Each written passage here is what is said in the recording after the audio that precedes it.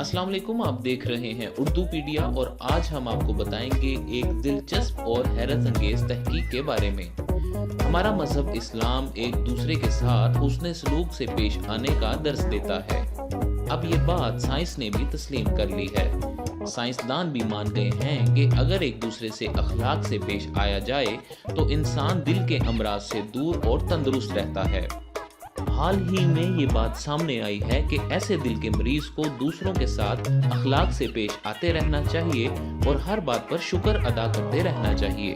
इनकी जहनी और जिस्मानी हालत दूसरे लोगों के मुकाबले में तेजी से बेहतर होती है।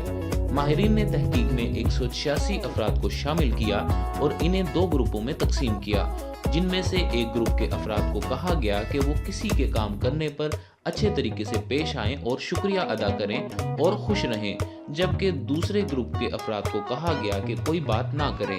तहकीककार प्रोफेसर पॉल मिल्स का कहना था कि तहकीक से ये बात साबित हुई है कि दूसरों का शुक्रिया अदा करने वाले मरीज का मूड खुशगवार रहा, जिसके बायस वो कम थके और कम जहनी दबाव का शिकार हुए, जबकि इनके हालत दूसरे ग्रुप के अफराद के मुकाबले में निस्बतन बेहतर रही। प्रोफेसर्स का कहना था कि ऐसा मालूम होता है कि लोगों के साथ अखलाक से पेश आने और शुक्रिया अदा करने से दिल खुश और मजबूत होता है, जिसकी वजह से लोग तंदुरुस्त रहते हैं।